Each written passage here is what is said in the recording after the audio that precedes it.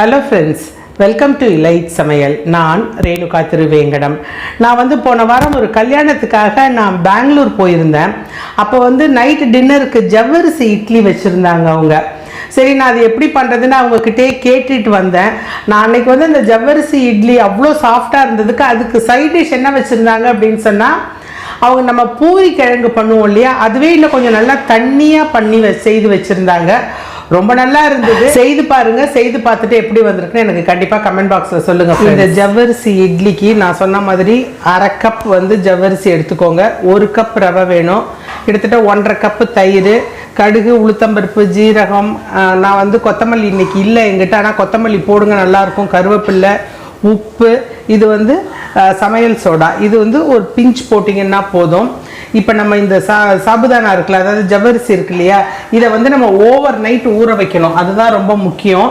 நான் over night அரை cup ஜவ்வரிசியை இதே அரை கப்புக்கு கொஞ்சம் கூட தண்ணி விட்டு நல்லா ஊற வச்சுருக்கேன். இது பார்த்தீங்கன்னா இந்த நைலான் ஜவ்வரிசி வச்சு பண்ணினீங்கன்னா இன்னும் நல்லாயிருக்கும். அப்படி குட்டி குட்டியாக இருக்கும் இல்லையா, அதில் பண்ணினீங்கன்னா இன்னும் நல்லாயிருக்கும். இப்போ இது எப்படி பண்ணுறதுன்னு பார்க்கலாம் வாங்க. 1 ஸ்பூன் எண்ணெய் விட்டுக்கோங்க. கடுகு, உளுத்தம்பருப்பு போட்டுடுங்க. அதோட ஜீரகம், கருவேப்பில்லை எல்லாமே போட்டுடுங்க. முந்திரி பருப்பு போடுறதுனாலும் போட்டுக்கலாம். இந்த ரவாவை போட்டுடுங்க. இந்த ரவாவை கொஞ்சம் நல்லா வறுத்துக்கணும். ரோஸ்டட் ரவாவாக இருந்தால் நீங்கள் வறுக்கணும்னு அவசியம் இல்லை. அடுப்பு மீடியம் ஃப்ளேமில் வச்சு ஒரு 3லேருந்து 4 நிமிஷம் இதை நல்லா வறுத்துக்கோங்க. நல்லா வறுப்பட்டுருச்சு பாருங்கள். இப்போ அடுப்பை அணைச்சிட்டு ஒரு 2 நிமிஷம் அப்படியே வச்சுருங்க, ஆறட்டும். இப்போ இந்த ஊற வச்ச ஜவ்வரிசியில் நம்ம வறுத்து வச்சுருக்கோம் இல்லையா ரவை, அதை கொட்டிடுங்க. அரை கப்பு ஜவ்வரிசி அப்படின்னு சொன்னால் 1 கப் ரவை, 1க்கு 2 தான் இதோட கணக்கு. கொட்டி இதை நல்லா கலந்துக்கோங்க. இதுக்கு தேவையான அளவு உப்பு போட்டுடுங்க. இப்போ 1 கப் நம்ம புளிச்ச தயிர், கொஞ்சம் ரொம்ப லேசாக கொஞ்சம் புளிச்ச தயிரை விட்டுக்கலாம். இன்னொரு 3/4 கப் தயிர் விட்டுக்கோங்க, ஏன்னா தயிர் பத்தலை. இது ஒரு 15 நிமிஷம் நம்ம இதை அப்படியே மூடி வச்சுருவோம். இது நல்லா ஊறட்டும். இந்த மெயின் டைம் இதுக்கு நம்ம ஒரு பர்ஃபெக்டான சைட் டிஷ் பார்த்துருவோம். இதுக்கு பார்த்தீங்கன்னா தேங்காய் சட்னி, தக்காளி சட்னி எல்லாமே நல்லா கொஞ்சமாக எண்ணெய் விட்டுக்கோங்க.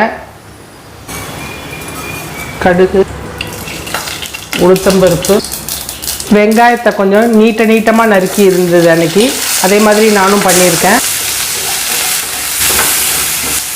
வெங்காயம் நிறம் மாறிடுச்சு. தக்காளி போட்டுக்கோங்க, 1 தக்காளி. இதோட நான் ஒரு 3 உருளைக்கிழங்கு வேக வச்சுருந்தேன், அதையும் போட்டுடுறேன். தேவையான அளவு மஞ்சள்தூள் போட்டுருங்க. கொஞ்சம் தண்ணி அதிகமாக விட்டுடுங்க.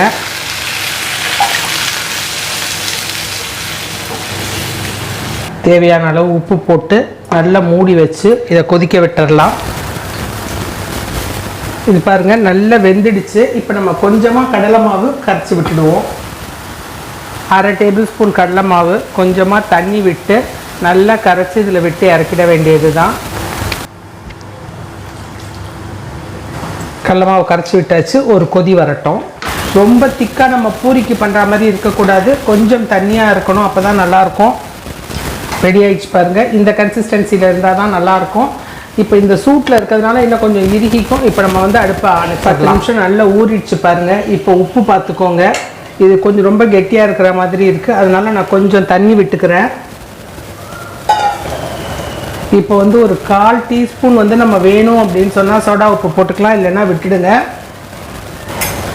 ஏன்னா சமையல் சோடா சேர்த்துட்டிங்கன்னா நீங்கள் ரொம்ப நேரம் அதை ஊற வச்சு அப்படியே இருக்கக்கூடாது, உடனே நீங்கள் இட்லியாக வாத்தரணும். இப்போ இதில் மாவு உங்களுக்கு வரல அப்படின்னு சொன்னால் நீங்கள் சாதாரண இந்த தோசை மாவு இருக்கு இல்லையா, அதில் கூட ஒரு கரண்டி அதில் சேர்த்து நீங்கள் இட்லி வாக்கலாம். நல்லா இட்லி தட்டில் எண்ணெய் தடவி வச்சுருக்கேன். நம்ம இதை விட்டுற வேண்டியது தான். ரொம்ப பெருசாக விடாதீங்க, மீடியம் சைஸாக விடுங்க. இட்லி பானையில் தண்ணி நல்லா காஞ்சதுக்கப்புறம் இதை ஒரு 10 நிமிஷம் கரெக்டாக வேக வச்சு, 8லேருந்து 10 நிமிஷம் வேக வச்சு எடுத்துட்டிங்கன்னா அருமையான சாபுதானா இட்லி, ஜவ்வரிசி இட்லி ரெடி ஆகிடும். இட்லி பாருங்கள் நல்லா வெந்துடுச்சு.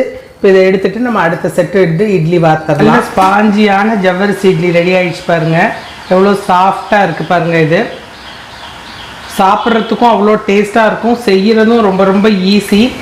நீங்களும் இந்த மாதிரி ஜவ்வரிசி இட்லி செய்து பாருங்கள். இதுக்கு இந்த சைட் டிஷ் தான் அப்படிங்கிறது கிடையாது. தக்காளி சட்னி, தேங்காய் சட்னி, ஈவன் வெங்காயம் தக்காளி போட்டு ஒரு தொக்கு மாதிரி பண்ணுவோம் இல்லையா, எல்லாமே இதுக்கு ரொம்ப நல்லாயிருக்கும்.